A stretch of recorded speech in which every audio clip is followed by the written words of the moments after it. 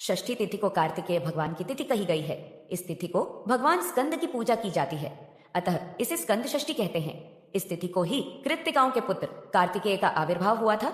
इसी तिथि को कार्तिकेय देवसेना के सेनापति हुए थे।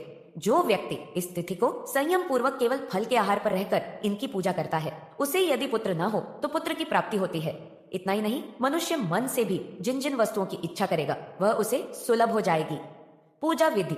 इस तिथि को व्रत कर घृत, दही, जल और पुष्पों से स्वामी कार्तिकेय को दक्षिण की ओर मुख करके अर्घ्य देना चाहिए। सप्तर्षिदार्ज स्कंद स्वाहापति स्मुद्भव रुद्रार्यमाग्निज विभो गंगा गर्भ नमोस्तुते प्रियताम देवसेनानीय संपादयतु हृदगतम। अर्घ्य के बाद विधि पूर्वक स्कंद भगवान की पूजा करें। तत्पश्चात दोनों हाथ जोड़कर निम्न प्रकार से भगवान कार्तिकेय की स्तुति करें।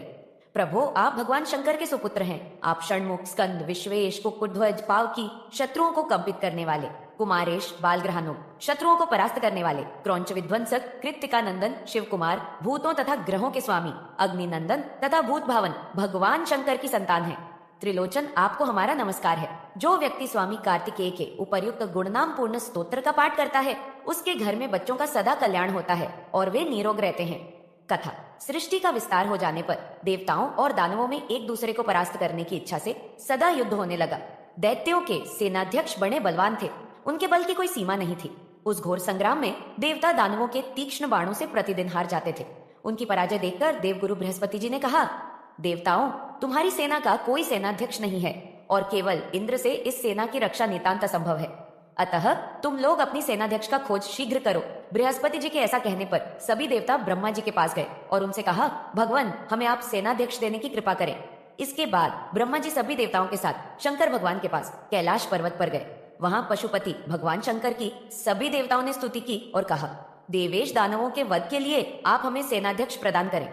तब भगवान शंकर ने कहा, देवगण, आप लोग स्वस्थ एवं निश्चिंत हो जाएं। मैं आप लोगों को सेनापति दूंगा। राजन, यों कहकर भगवान रुद्र ने देवताओं को जाने की आज्ञा दी और पुत्रोत्पत्ति के निमित्त माता पार्वती को प्रेरित किया, जिससे भगवान स्कंद कुमार का जन्म हुआ।